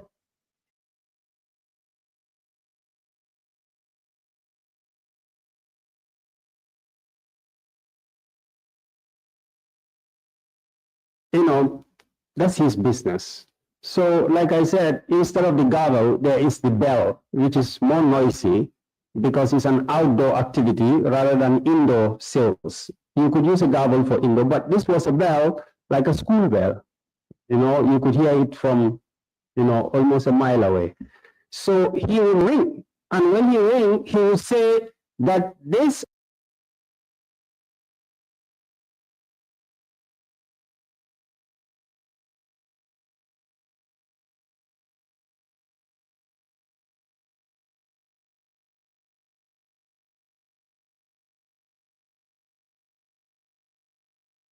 item, he will look at the reserve price, right?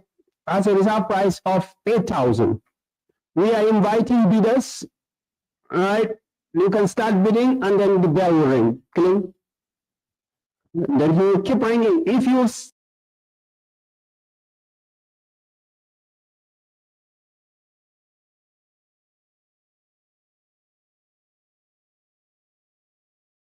say, okay, he starts at 8,000, that's the reserve price.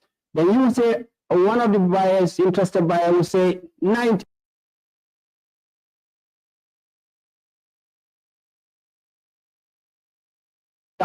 I pay. Then he will ring again and say 9,000. Any other bid? Then somebody will say 9,005. Then he will announce 9,005. Ring the bell again for people to hear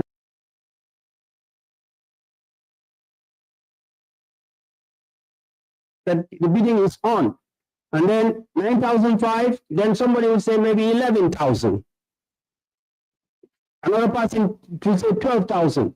Then somebody who wants it more than the 12,000 and can afford it will say 15,000. Okay, I believe that is enough in a minute. That's how you reach 23,000. Thank you very much. Yes. So, in that ringing of the bell and screaming prices, where were you?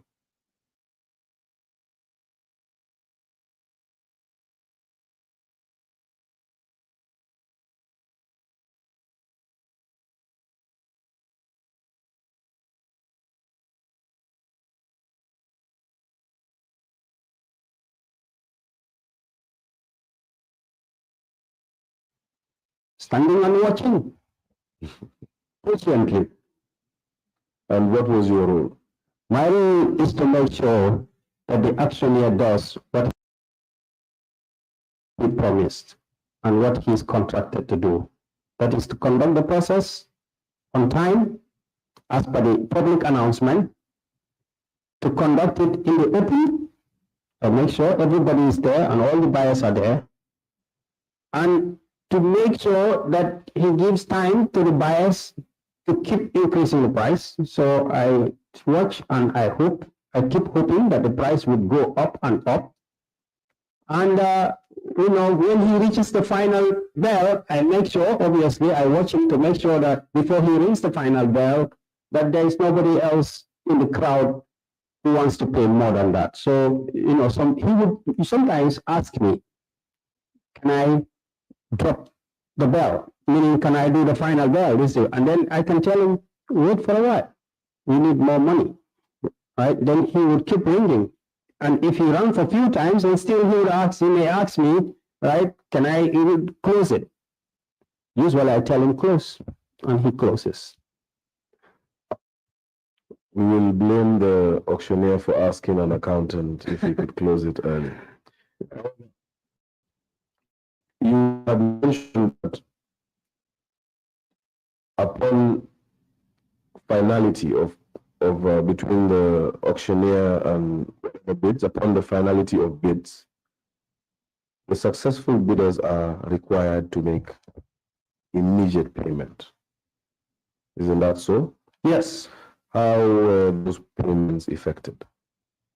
Yes, we generally requested, because of, we didn't want to have any complication. We requested for cash there, because somebody can tell you, we heard about stories in auctioneer before this. Somebody can tell you, I will pay tomorrow, and you may deny somebody with the cash, and when he goes tomorrow, he doesn't turn up. Then you have to go through a legal process in order to make him to buy, which may be costly. So another person can give you a check, and it may bounce. So we insisted on cash payment to remove all that risk. But in a few cases, there were some companies that bought, and maybe some few cases we took checks, and none of the checks bounced. We took checks because those companies ordinarily had goodwill. Yeah, you have to be reasonable. And who was responsible of collecting that cash? Well, as you could see, I gave I issued all the receipts. I took responsibility for every amount that was paid. Of course, I had a team with me that were collecting the money, and counting it because I had to concentrate on the process. But I make sure that whoever is receipted, I sign it and confirm it. I'm sure your security were nearby as well. Yeah, because I knew what can happen, and you saw what happened when I left. I cannot confirm that. Okay. So let's zero in on the auctioneer. Who was the auctioneer? The auctioneer was one Mr. Karang Ablai.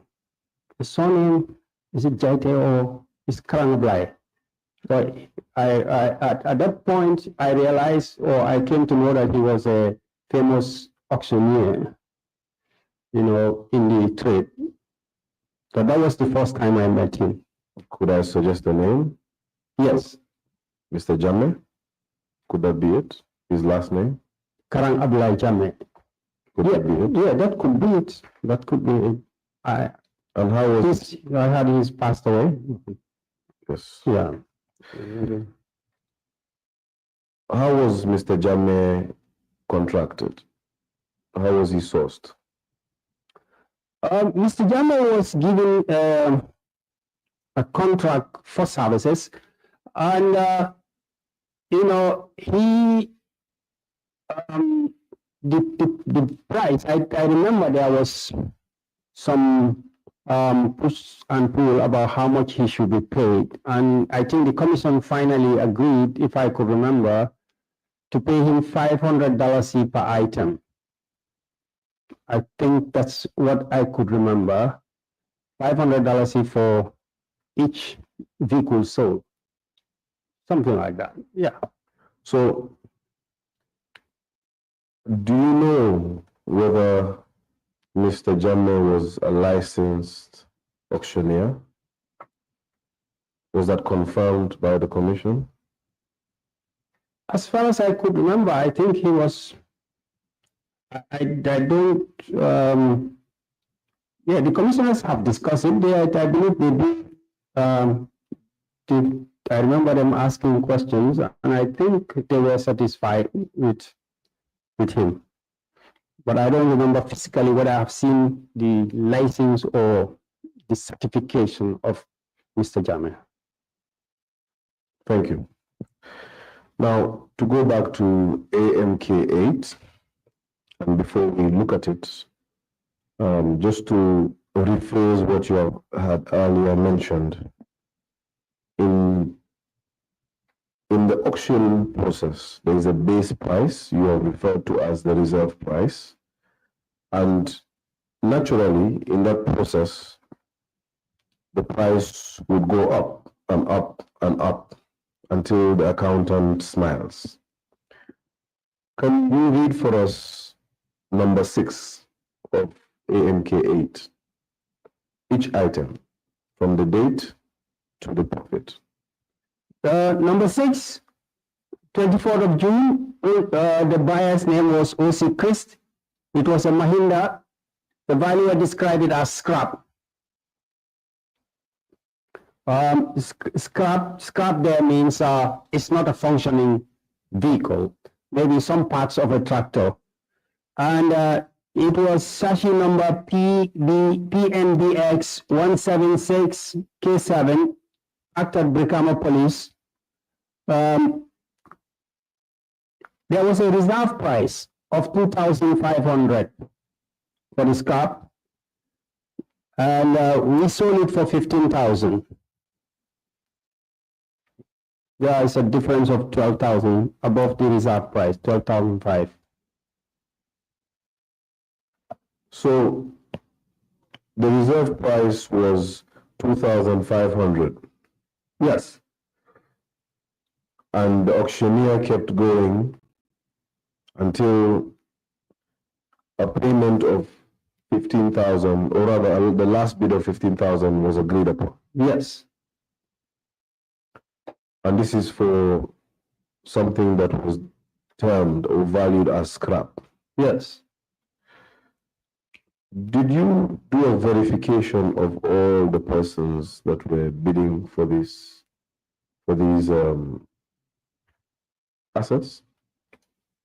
What would you mean by verification?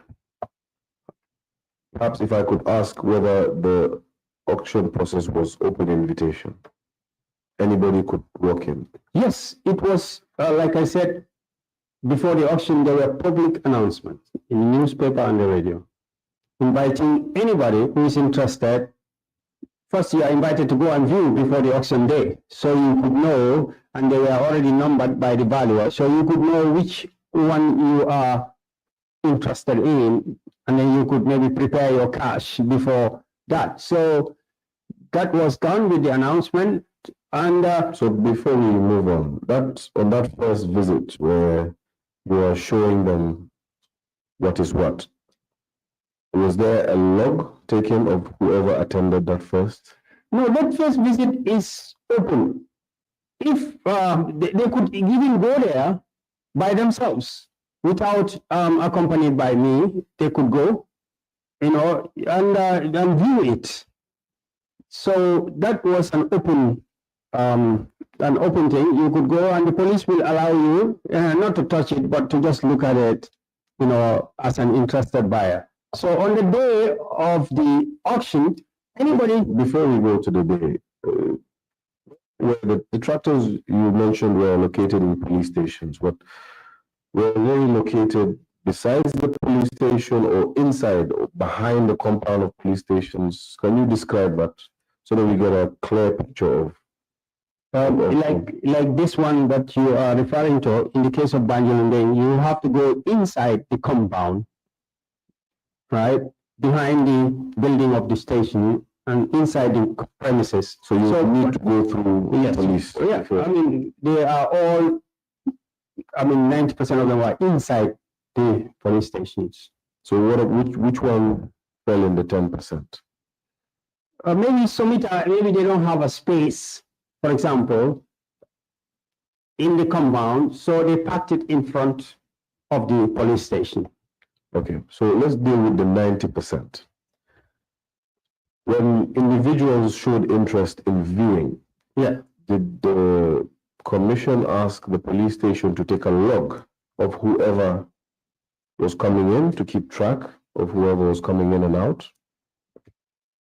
No, I don't remember that. And I know that the police would, because it's in their custody, they would have to make sure nothing happens to it. But, I believe also that since they know it's a sales that is coming, they would have ordinarily let anybody who is interested to view and only view.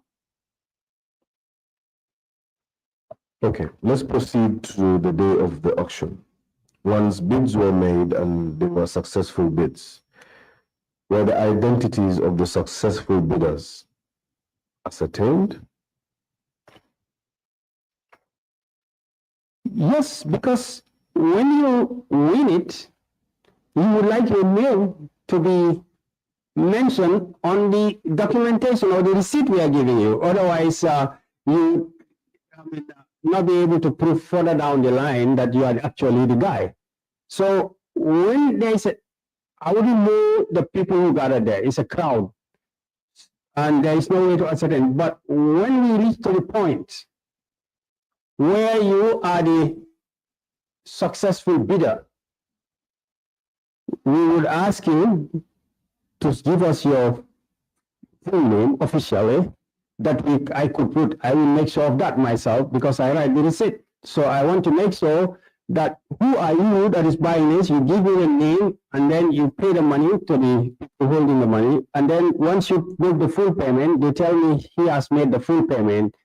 I give you the receipt of the amount you have paid in the name that you gave me, the person who paid the money gave me, or who won the bid. So let's focus on the taking down of the name. You mentioned once there's a successful bid. Let's imagine it was one Lamin Mdiba who had won the bid. He comes to you and says, "This is my name." Is that the procedure? Just gives you the name. Does he present any documentation to verify that name? Yeah, I remember maybe some people bringing the ID. Here is my identification, and then I will put the name on the ID.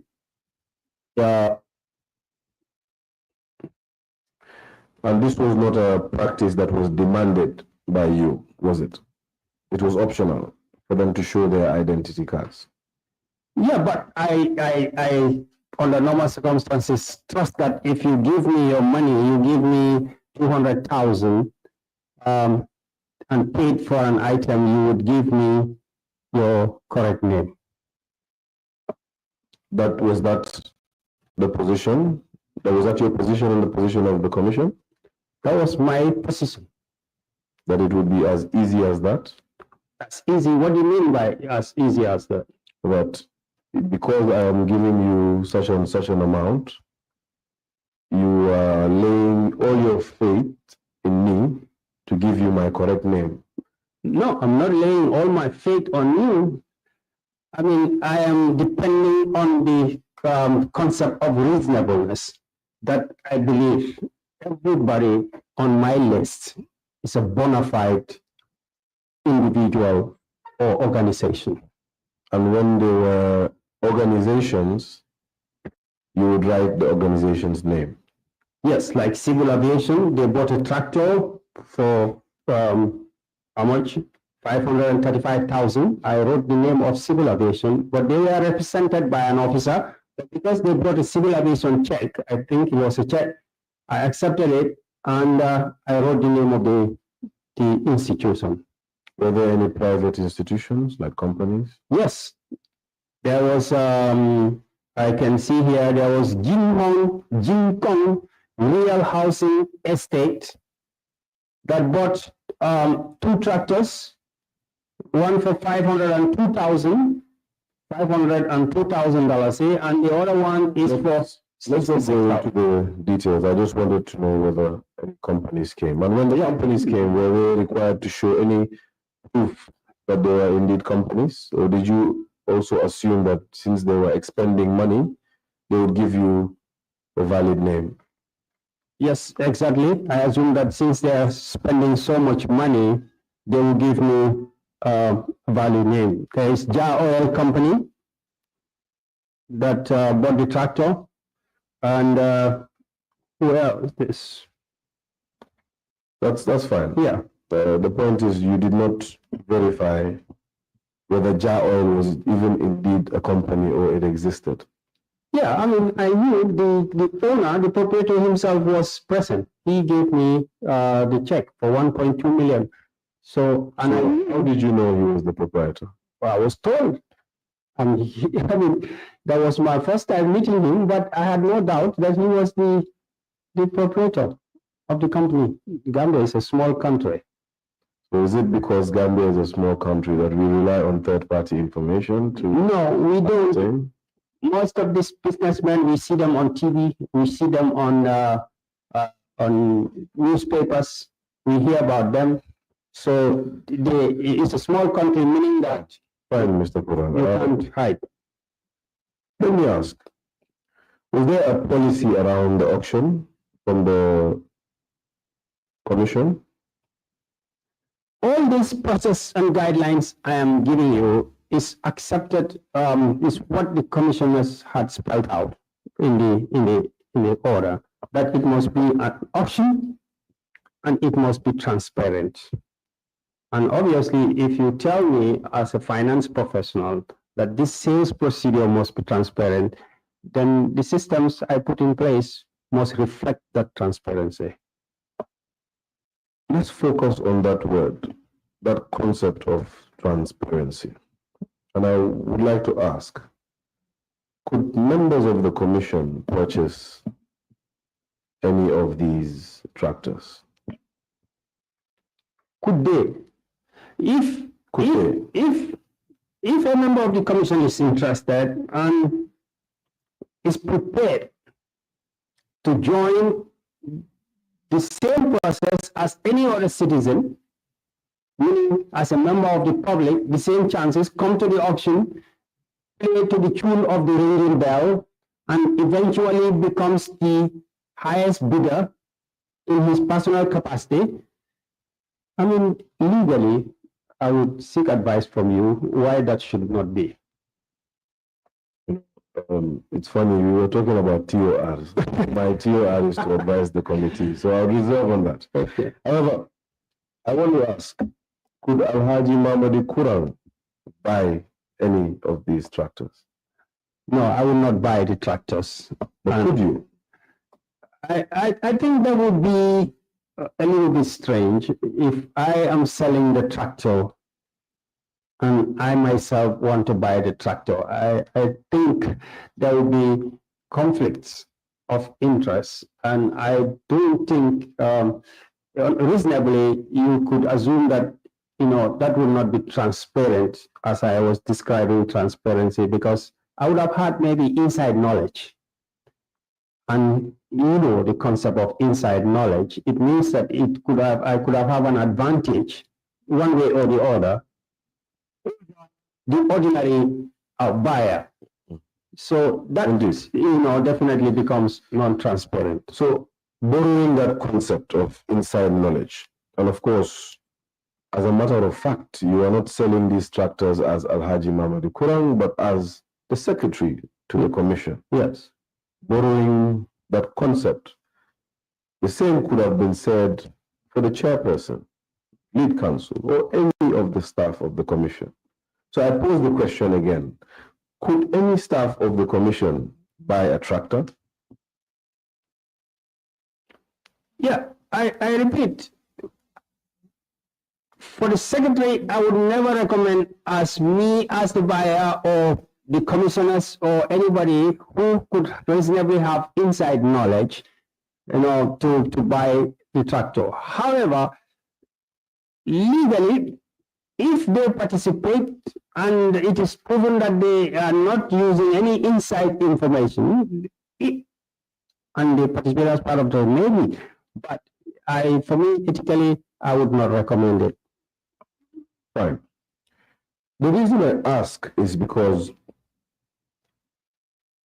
how sure were you that perhaps an Alhaji Mamadi Kurang was not a shareholder in Jar Oil if you did not see the identification documents of Jar Oil?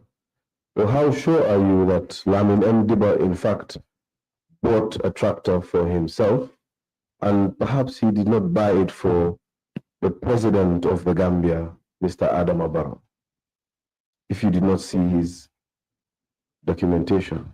Okay, I mean, that depends who are you posing that question to the secretary or to the layman? I mean, I am posing it to you. Lead counsel, can I have your attention, please?